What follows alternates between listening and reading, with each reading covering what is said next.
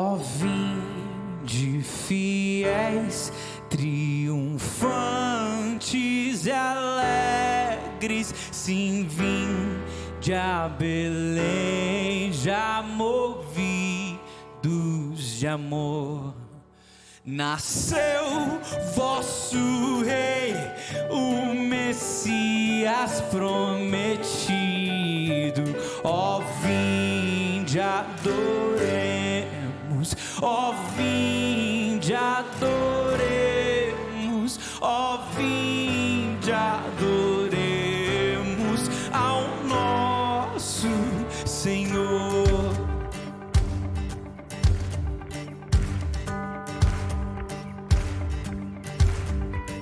Olhai, admirados, a sua humildade. Os anjos o louvam com grande fervor, pois veio conosco habitar encarnado. Ó, vinde, ó, vinde, adoremos. Ó, vinde, adoremos ao nosso Senhor.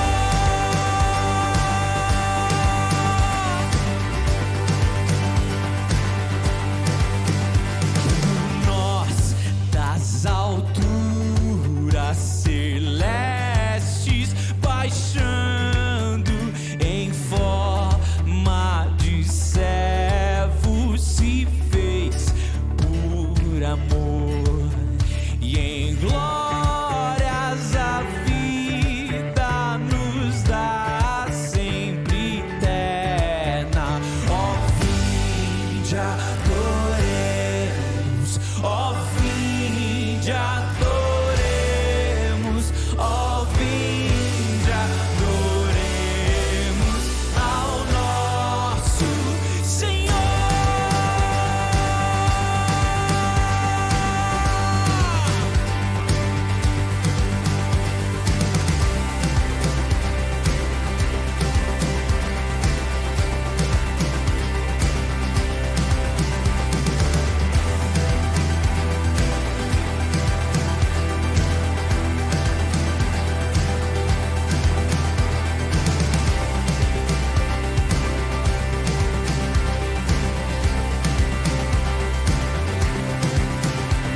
Céus, adorai-o, vós anjos em coro, e todos na terra lhe rendam louvor. A Deus honra e glória, contentes rendamos. Ó, vinde, adoremos. Ó, vinde, adoremos. Ó, vinde, adoremos ao nosso Senhor.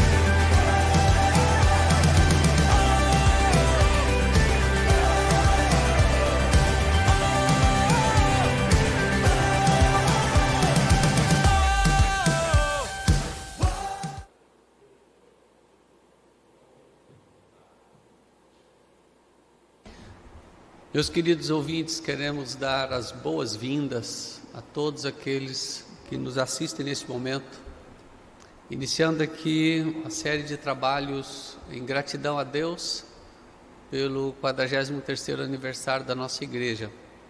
Nós louvamos a Deus por isso e percebemos o quanto Deus tem sido generoso para conosco em conduzir a história desta igreja, em conduzir a vida de cada um daqueles que fazem parte dessa história e que têm sido instrumento de Deus para construir a história desta igreja neste lugar. E nós queremos dedicar, consagrar todos esses momentos ao Senhor, a esse Deus que realmente tem sido o nosso Deus. E o Salmo de número 90 é o Salmo que queremos ler, iniciando esse momento de transmissão, esse momento de culto, esse momento que expressa para Deus a nossa gratidão por aquilo que Deus tem nos feito. Portanto, o Salmo 90 diz assim: Senhor, Tu tens sido o nosso refúgio de geração em geração. Ainda que os montes nascessem e se formassem a terra e o mundo, de eternidade a eternidade Tu és Deus. Tu reduzes o homem ao pó e dizes: tornai filhos dos homens. Pois 1000 anos aos teus olhos são como o dia de ontem que se foi e como a vigília da noite. Tu os arrastas na torrente, são como um sono, como a relva que floresce de madrugada viceja e floresce, à tarde murcha e seca. Pois somos consumidos pela tua ira e pelo teu furor conturbados. Diante de ti puseste as nossas iniquidades, e sob a luz do teu rosto os nossos pecados ocultos. Pois todos os nossos dias se passam na tua ira, acabam-se os nossos anos como um breve pensamento. Os dias da nossa vida sobem a 70 anos, ou havendo vigor a 80, neste caso, o melhor deles é canseiro e enfado, porque tudo passa rapidamente e nós voamos. Quem conhece o poder da tua ira e a tua cólera segundo o temor que te é devido? Ensina-nos a contar os nossos dias para que alcancemos coração sábio. Volta-te, Senhor, até quando? Tem compaixão dos teus servos, sacia-nos de manhã com a tua benignidade, para que cantemos de júbilo e nos alegremos todos os nossos dias. Alegra-nos por tantos dias quanto nos tens afligido, por tantos anos quanto suportamos a adversidade. Aos teus servos apareçam as tuas obras, e a seus filhos a tua glória. Seja sobre nós a graça do nosso Deus. Confirma sobre nós as obras das nossas mãos. Sim, confirma a obra das nossas mãos. Que Deus manifeste cada vez mais o seu cuidado para conosco, mas muito mais do que isso, reconheçamos o quanto Deus tem sido aquele que sustenta a vida da igreja, sustenta a vida do seu povo, desse Deus que na sua majestade manifesta a sua grandeza a cada dia. E nós louvaremos ao Senhor com o hino Ó Rei Sublime, hino 19 do Inar Novo Cântico. Louvaremos ao Senhor com esta música. Eu quero convidar você para que a gente possa cantar juntos nesse instante. Deus abençoe usando a nossa voz para a sua glória.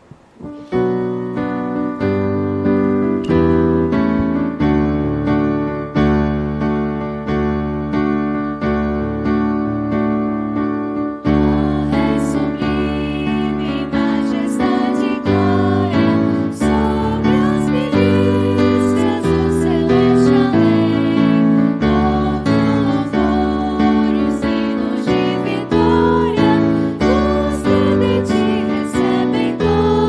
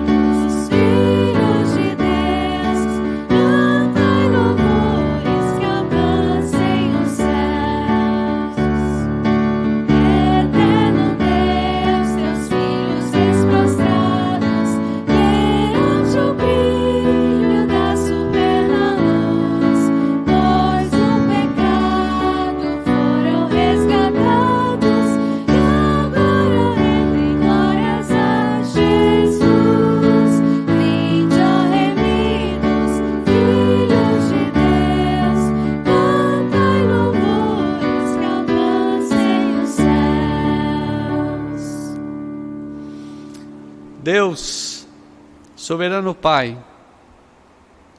que os nossos louvores alcancem o teu trono de graça por meio do aperfeiçoamento de Cristo Jesus, por meio da graça insondável daquele que desceu da sua glória e se fez homem e habitou entre nós.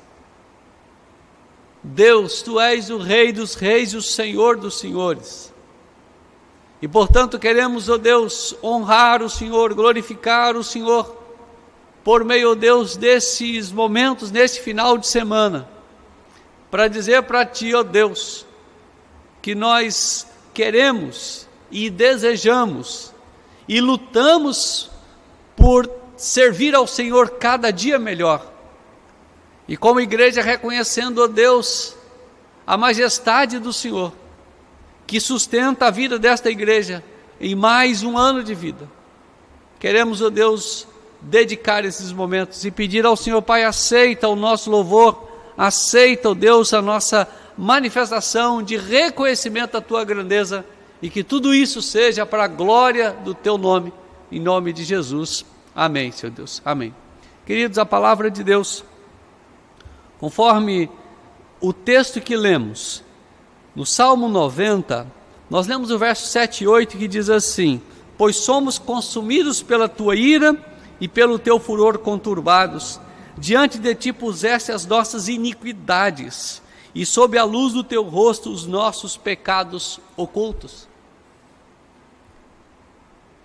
Diante da majestade de Deus, diante da grandeza de Deus, como disse João, que Deus é luz e não há nele trevas nenhuma, e diante então da luz que é o Senhor, os nossos pecados se manifestam, por mais que nós achemos que não, por mais que nós queiramos esconder, ou muitas vezes achamos que ninguém há de ver os nossos pecados, eles se manifestam diante da luz que é o Senhor.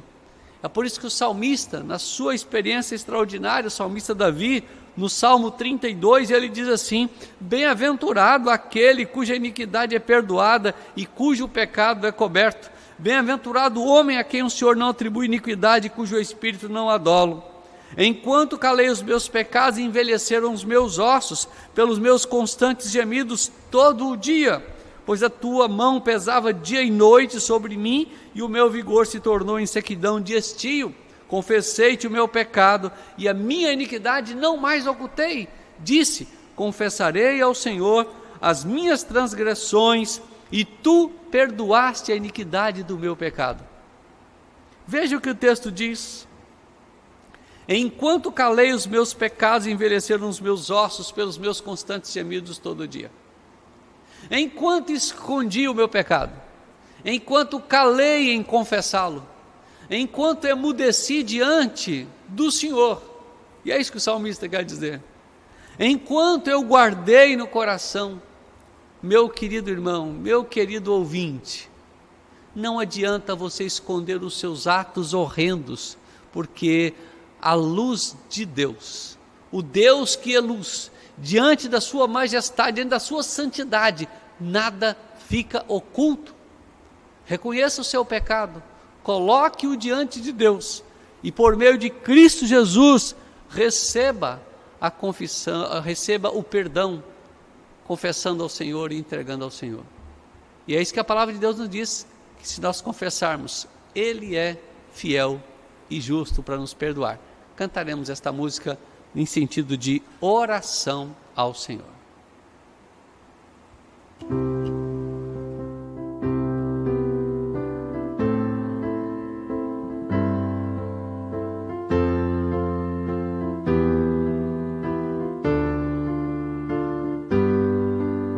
Se confessarmos os Nossos pecados, Ele é fiel e justo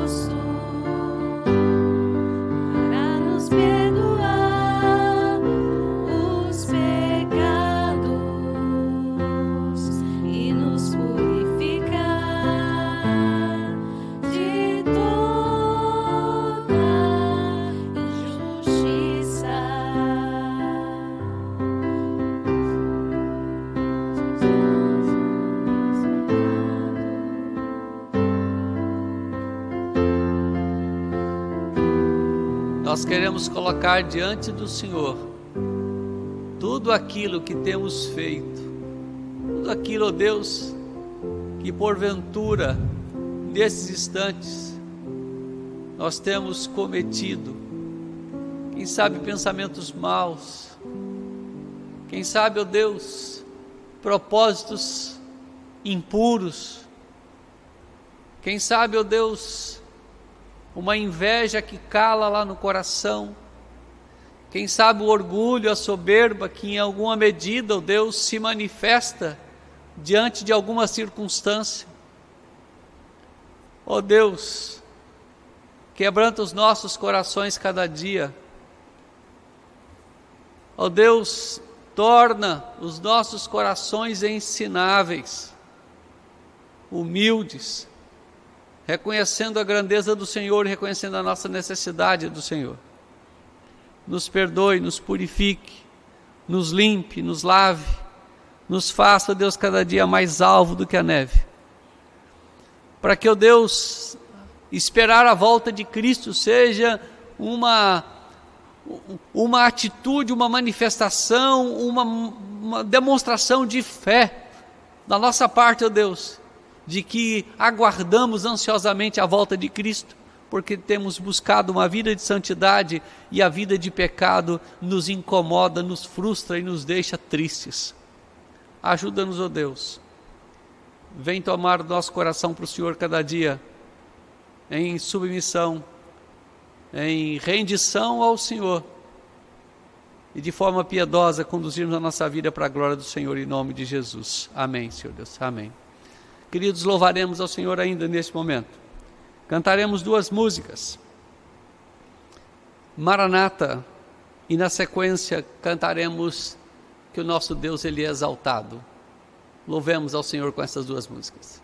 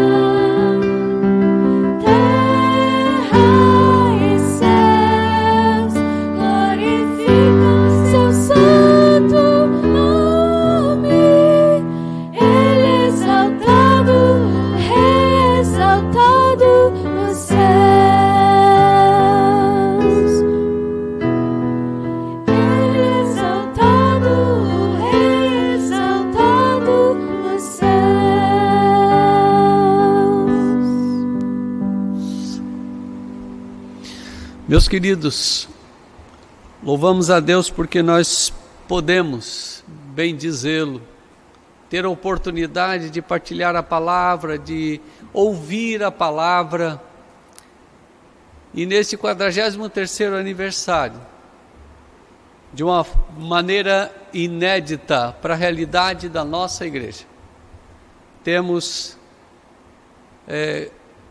tido a participação de forma remota do nosso pregador, que é o reverendo Arival Dias Casimiro, pastor da Igreja Presbiteriana de Pinheiros, São Paulo, homem que tem servido a Deus em várias áreas da vida da Igreja Presbiteriana do Brasil, através da Junta de Missões Nacionais de nossa igreja, como presidente por um período, e nós louvamos a Deus pela vida desse servo do Senhor. E nós vamos ouvir a mensagem do Senhor nesse instante através do seu servo. E que o seu coração esteja aberto, os seus ouvidos atentos, para que você possa ser edificado, para que você possa ser enriquecido com a palavra do Senhor. E reverentemente ouçamos a palavra e a exposição da palavra, e que Deus possa verdadeiramente abençoar o nosso coração, para a glória do Senhor, em nome de Jesus. Apocalipse capítulo 4, a visão do trono de Deus. O livro de Apocalipse sempre foi e sempre será, até a segunda vinda de Cristo, um livro que encoraja, que conforta, que consola a igreja nessa jornada até a segunda vinda. E é muito importante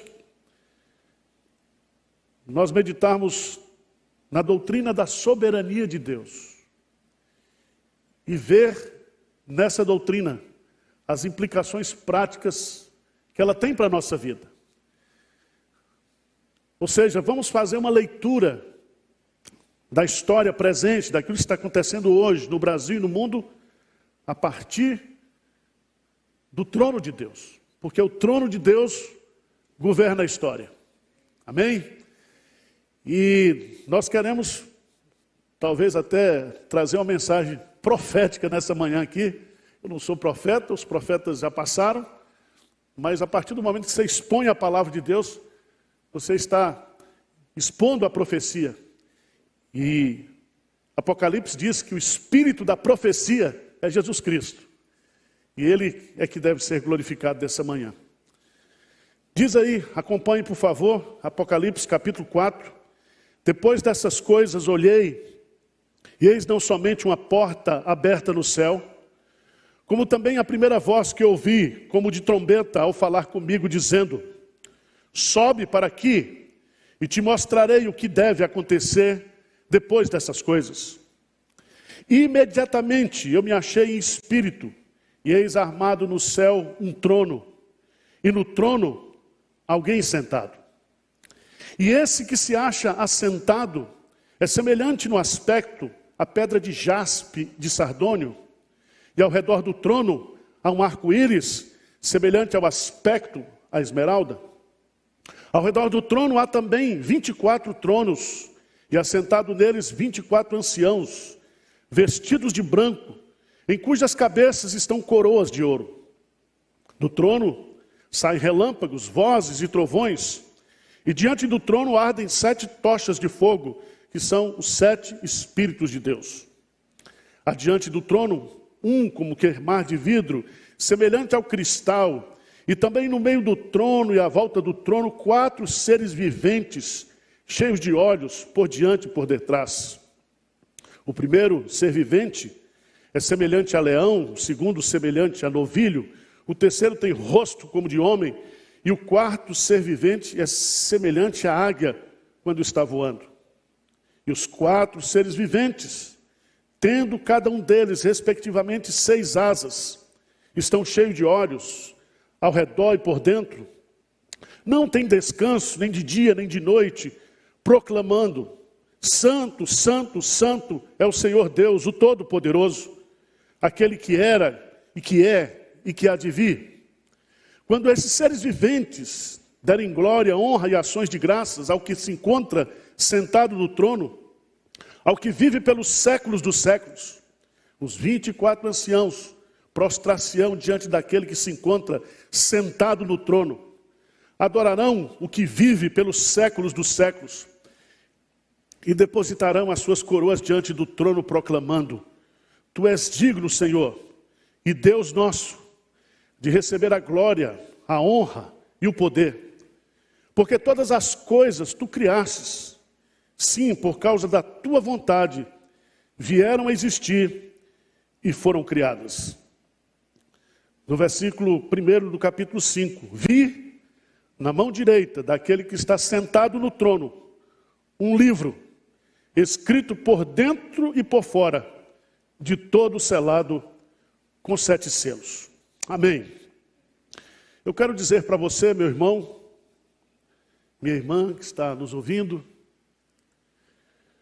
a mãe de todas as doutrinas bíblicas é a doutrina da soberania de Deus. Dela, da soberania de Deus, descendem todas as outras doutrinas bíblicas. E nós precisamos desse contexto de vivendo o que cremos, nós que somos reformados, nós que temos uma cosmovisão cristã, nós que somos herdeiros da reforma do século XVI, nós que somos aqueles que receberam o privilégio de ter uma instrução firmada na palavra de Deus, este é o momento de nós vivermos essa doutrina e de nós proclamarmos essa doutrina. E esse coronavírus, na minha visão, é uma trombeta de Deus, chamando a atenção dos governantes, da igreja, da população em geral, de que Ele está no trono, de que Ele é soberano, de que Ele é quem tem as rédeas e dirige a história. E se você observar o contexto que João estava vivendo, era justamente esse, um contexto de grande cultura, porque o helenismo dominava o mundo, um momento de grande poder econômico, bélico, quando o Império Romano mandava no mundo, através dos seus imperadores. E todo esse sistema, esse conjunto de sistema, que a gente poderia chamar de mundo, perseguia a igreja de Cristo. Perseguia a igreja de Cristo. E João, por causa da sua fé e do testemunho de Jesus Cristo, é preso nessa ilha, e nessa ilha ele recebe o conteúdo dessa revelação, que está aqui em Apocalipse, e ele vê, e ele registra aqui as coisas que foram, e ele registra aqui as coisas que são, e ele registra aqui aquelas coisas que serão, ou que devem acontecer. E o que está acontecendo hoje no Brasil e no mundo, são coisas que devem acontecer. Elas estão acontecendo porque Deus quer que elas aconteçam. Eu queria chamar a sua atenção, porque eu queria tirar 3 lições aqui do texto, não vai dar para explicar os detalhes do texto, mas eu queria chamar a sua atenção para 3 princípios que estão bem claros aqui, e depois nós vamos fazer aplicações práticas. A primeira delas é a realidade do trono. Diz o texto que João é convidado por Deus e abre-se uma porta no céu e ele adentra a presença de Deus através de uma visão e diz que ele ouve uma voz dizendo: sobe para aqui e te mostrarei o que deve acontecer depois dessas coisas.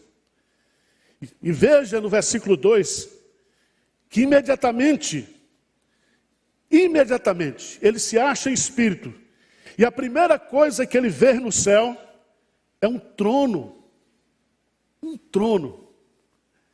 E nesse trono, alguém está assentado. Preste atenção, porque a palavra trono, ela é muito importante para a compreensão desse texto. Ela aparece 67 vezes no Novo Testamento, 47 vezes em Apocalipse. 2 vezes em Apocalipse fala do trono de Satanás na terra. Mas todas as outras vezes, 45 vezes, fala do trono de Deus do céu.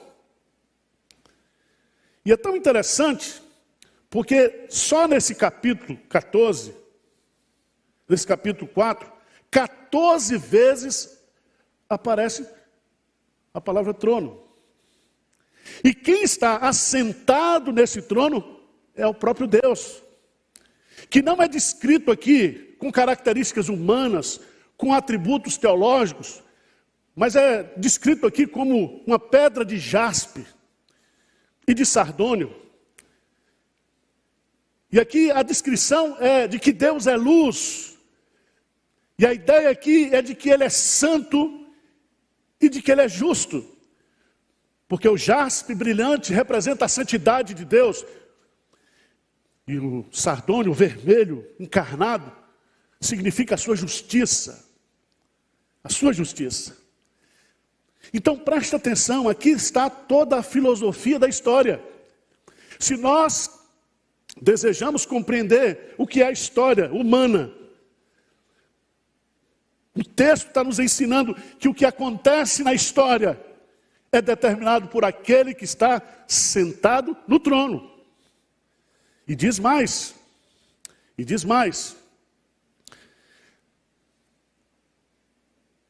há uma adoração constante diante do trono. Lá está o Espírito Santo, lá está o Filho de Deus, o Cordeiro de Deus de pé, ao lado daquele que está sentado no trono. Lá está a igreja triunfante de Deus, representada pelos 24 anciãos, as 12 tribos do Antigo Testamento, os 12 apóstolos do Novo Testamento, formando a igreja na sua total, na sua universalidade histórica. Mas o que é bonito é que na realidade desse trono existe adoração teocêntrica, porque todos estão ao redor do trono, todos que estão em pé diante do trono adoram a Deus que está sentado no trono. É uma adoração teocêntrica, é uma adoração universal, ininterrupta, porque diz lá no versículo 8, não tem descanso, nem de dia, nem de noite, proclamando, santo, santo, santo, é o Senhor Deus, o Todo-Poderoso.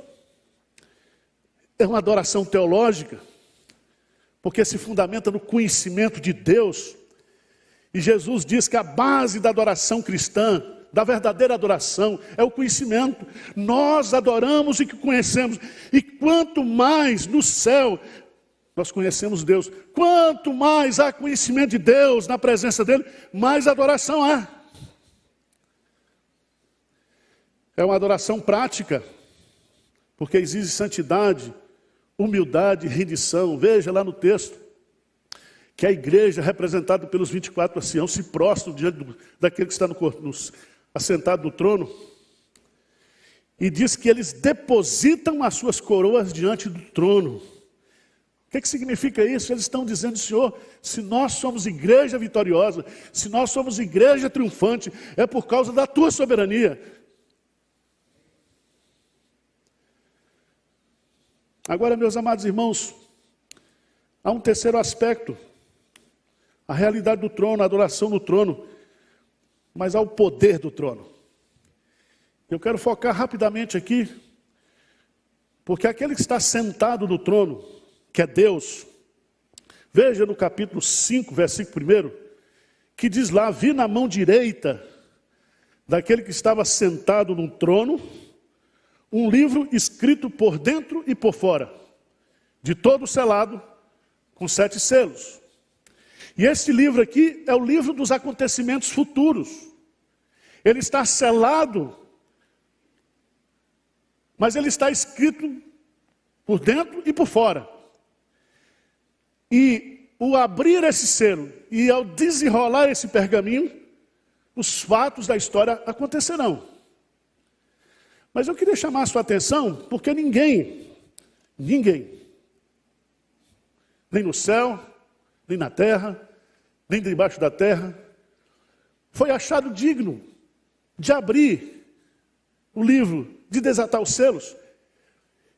E houve um momento de desespero no céu. O próprio ancião começa a chorar, porque diz: a história está fechada, a história está selada, Deus está no trono.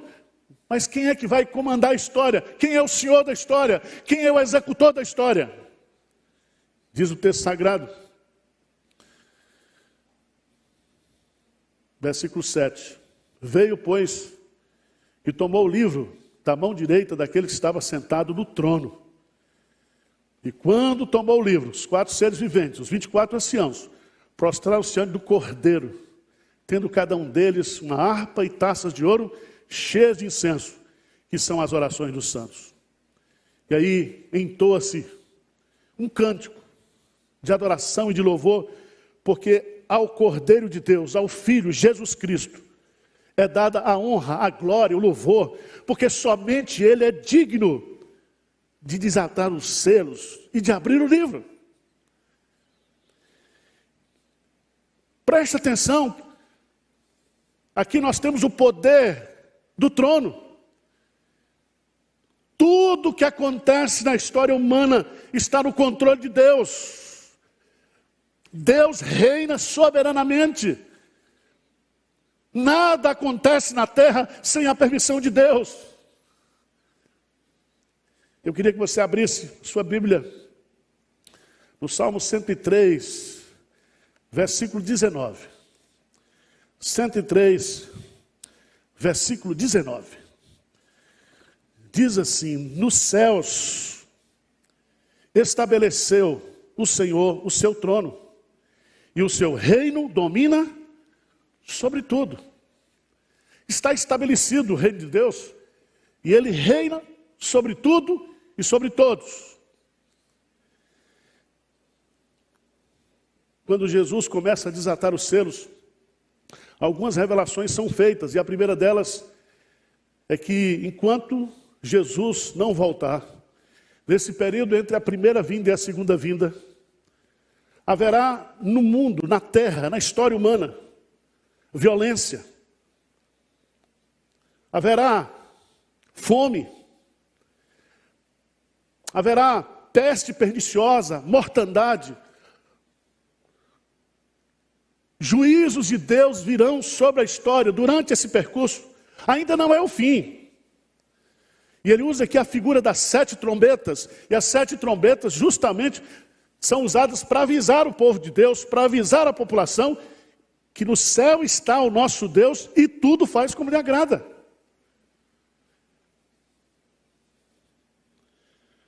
Preste atenção, porque sempre, antes de vir o juízo final, Deus dá uma oportunidade para nós, seres humanos. E eu quero hoje aqui fazer algumas aplicações práticas. Porque se nós cremos que Deus está no trono, se isso é uma verdade absoluta, se essa é a doutrina basilar de todas as doutrinas bíblicas, como é que eu posso aplicar isso na minha vida? Preste atenção, esse coronavírus é apenas uma trombeta de Deus. Ele está dizendo que com o vírus, ele põe todo mundo de cócoras, de joelho. Um vírus. Deus está tocando a trombeta. E aqui nós temos 3 atitudes diante desse assunto, dessa doutrina, dessa verdade absoluta: humildade e arrependimento. Preste atenção, vocês que fazem parte da classe política, prefeito de São Paulo, governador de São Paulo, Bolsonaro, presidente da República. Deus está no trono.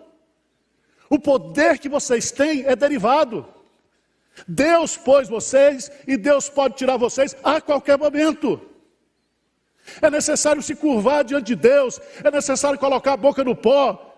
Não use o poder que Deus tem dado para vocês, para manipulação, para mentira. Não leve o nome do Senhor em vão. Bolsonaro, por favor. Por favor.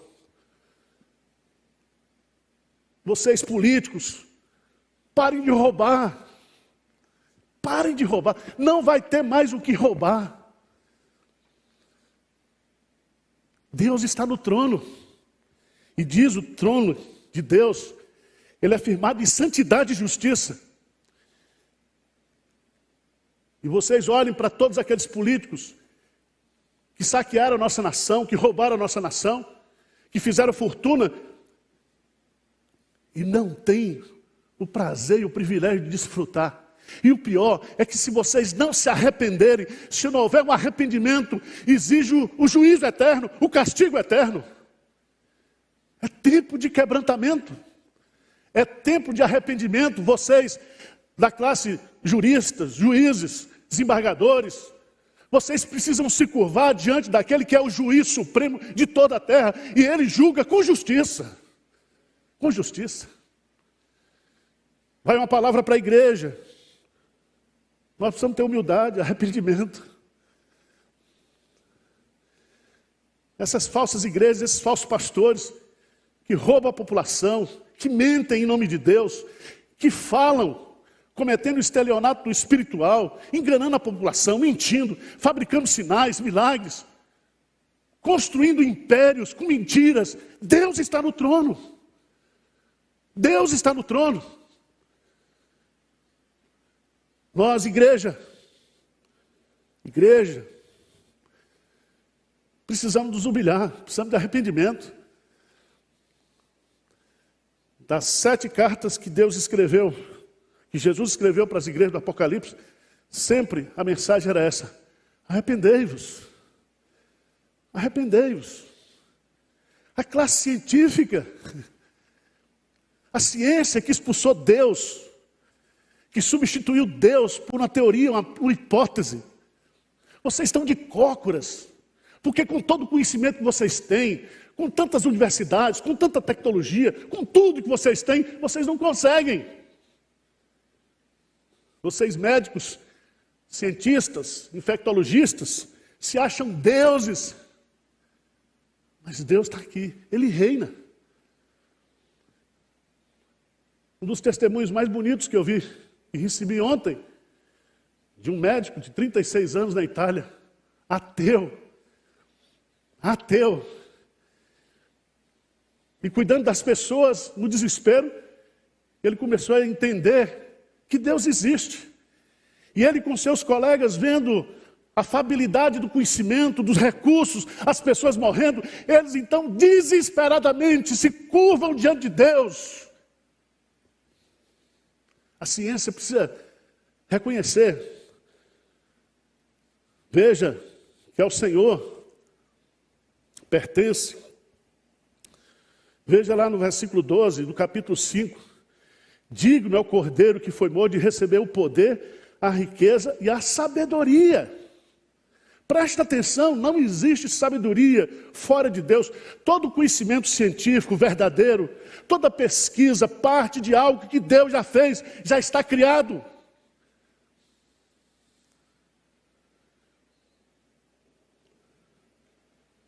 Vai um recado para os líderes, nós, igreja de Deus, que temos desprezado as oportunidades que Deus tem nos dado, a apatia espiritual, a falta de fervor, a falta de compromisso missionário. Nós, igrejas que estamos apáticas aos sofrimentos do mundo, as pessoas que estão indo para o inferno, Deus manda um vírus, e veja que sofrimento, aqueles que gostam de estar juntos. Nós somos criados para viver em comunhão, viver em família. Muitos que estavam criticando, que pode ser crente sozinho, está vendo que nós precisamos uns dos outros, que Deus ordena a sua bênção na comunhão, na união dos irmãos. As famílias que têm colocado muitas vezes o dinheiro, o trabalho, os projetos pessoais, e esse vírus vem para dizer para as famílias crentes: eu estou no trono. Eu estou no trono, se curvem diante de mim. Eu controlo todas as coisas, eu cuido de todas as coisas.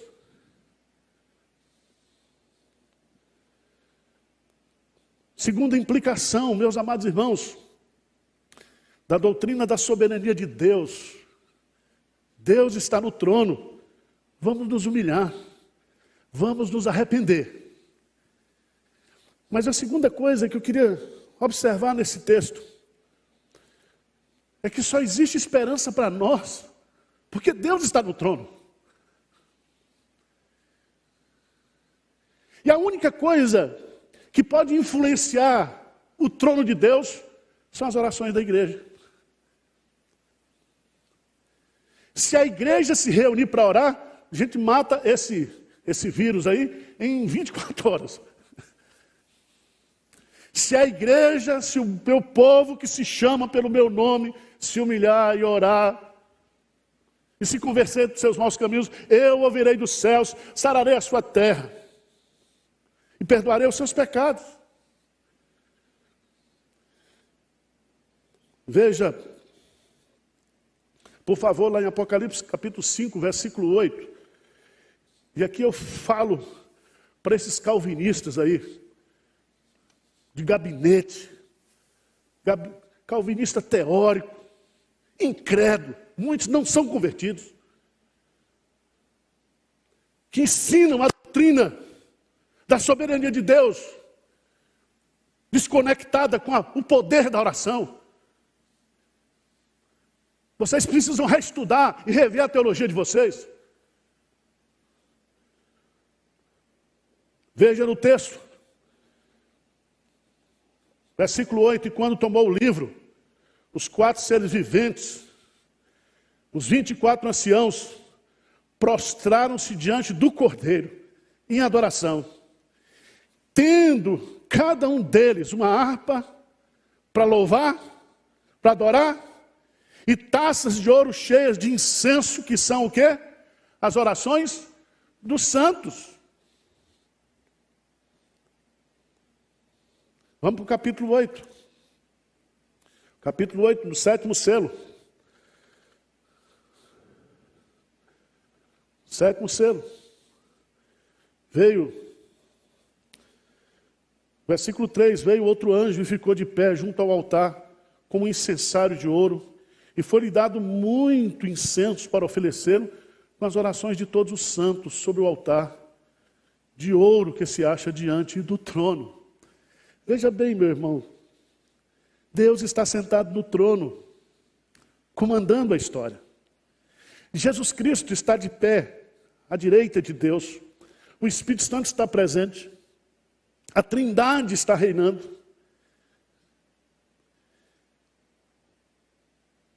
Jesus Cristo é o nosso intercessor nos céus. Ele intercede por nós. O Espírito Santo intercede por nós aqui da terra, para a sala do trono, para que Deus mude situações.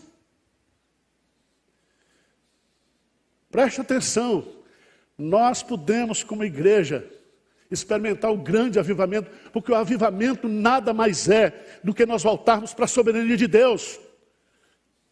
A soberania de Deus é a mãe de todas as doutrinas bíblicas. Nenhum movimento de reforma, a reforma do século XVI, surgiu por causa da soberania de Deus.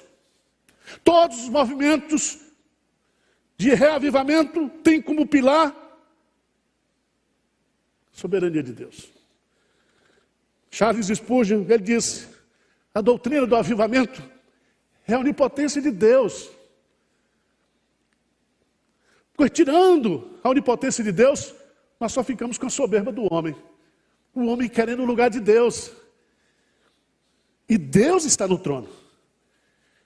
E vocês que estão governando o mundo hoje, vocês que expulsaram Deus das escolas, das universidades, vocês aí da França, que tiraram até os crucifixos de dentro das repartições públicas, vocês, governantes do Brasil, que têm trabalhado para destruir os princípios de Deus, os valores de Deus, Deus está tocando uma trombeta para vocês. Deus está tocando uma trombeta para nós. Nós precisamos de arrependimento, de quebrantamento, de oração, para que Deus não permita que coisas piores aconteçam a partir desse momento. Veja no texto, de Apocalipse capítulo 8, versículo 3, que o anjo tomou o incensário, esse incensário, encheu de fogo do altar e o atirou sobre a terra. Presta atenção que isso significa que houve uma reação do trono de Deus, por causa da intercessão de Jesus Cristo, que é o Senhor da história, por causa da intercessão do Espírito Santo, sobre os gemidos da igreja, sobre a oração dos mártires, sobre o povo de Deus que está orando na terra. E Deus então ordena o quê? Intervenções na terra. Presta atenção que a soberania de Deus, ela está linkada com a oração. Deus exerce a sua soberania através do seu povo, quando a sua igreja ora.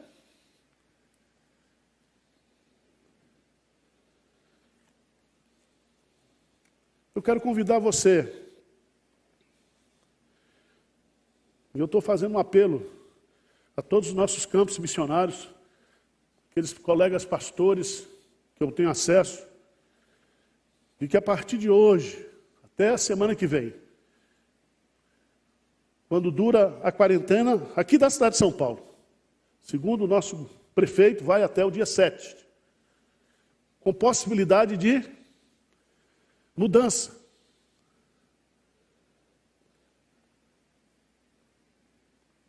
Vamos orar. Vamos orar, porque Deus está no trono. E se nós nos juntarmos em oração, com humildade, arrependimento, quebrantamento, Deus pode suspender, matar, destruir esse vírus. E depois juntos nós vamos dizer, isso foi resposta de oração.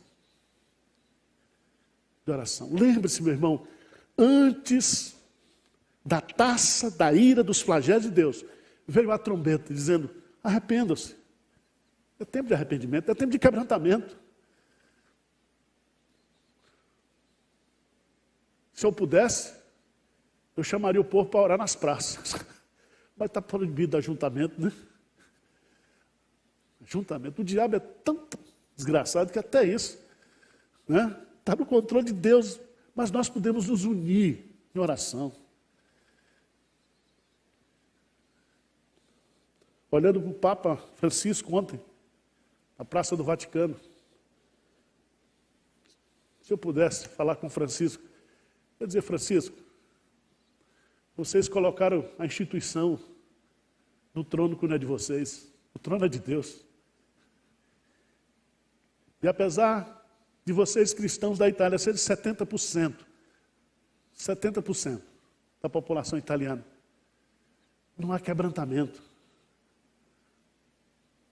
E a igreja, impotente, porque a igreja colocou a instituição, colocou a criatura no lugar do Criador. E a força da igreja está na sua fraqueza. A vitória da igreja de Cristo está na sua derrota para si mesmo. Quando ela se derrota para si mesmo, manifesta o poder de Deus, a glória de Deus, a soberania de Deus. Então, nós temos esperança. Se a gente orar, Deus está no trono, vai resolver isso rapidinho para nós. Convido você para ajoelhar onde você estiver. Simbolicamente, como igreja, você que está em casa, ajoelhe-se com a sua família.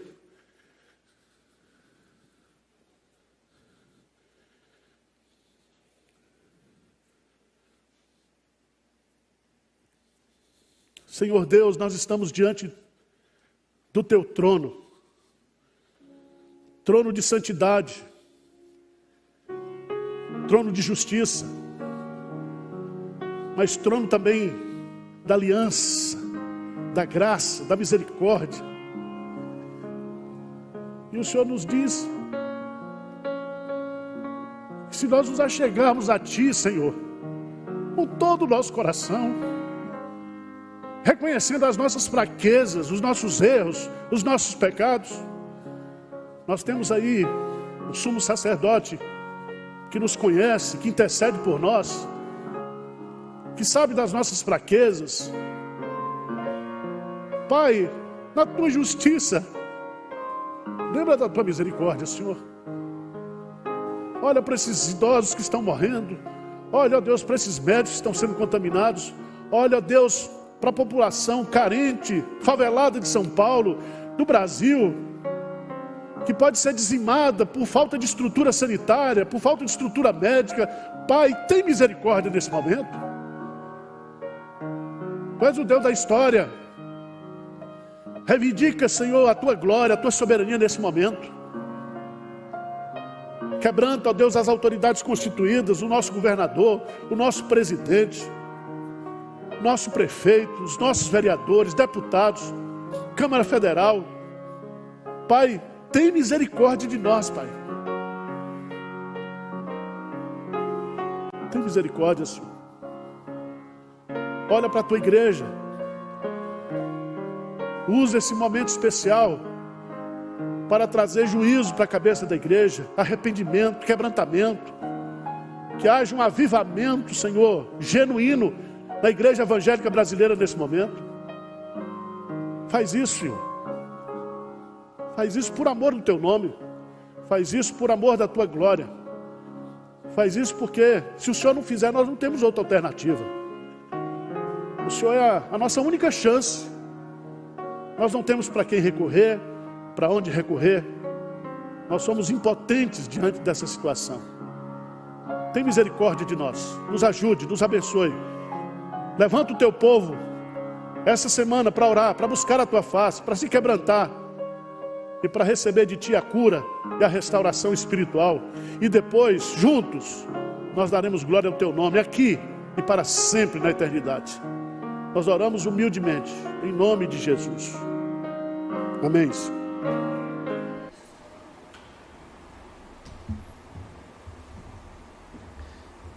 Meus queridos irmãos, estamos chegando ao final de mais um trabalho, deste momento que nós desejamos.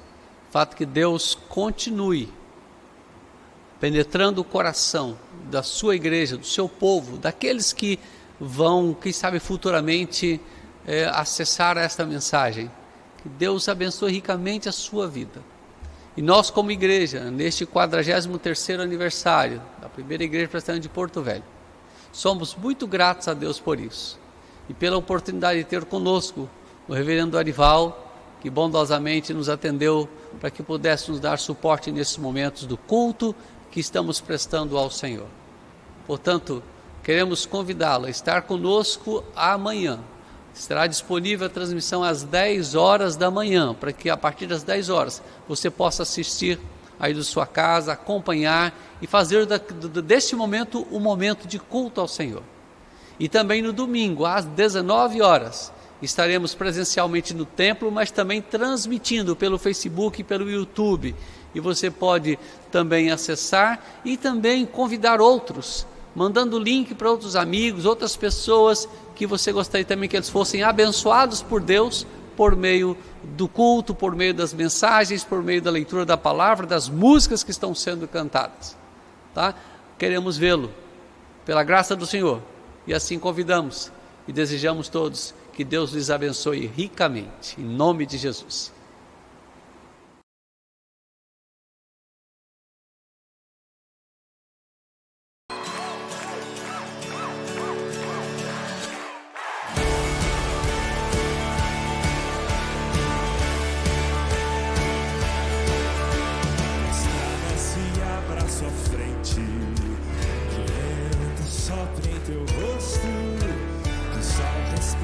Em tua face, que a chuva caia suave.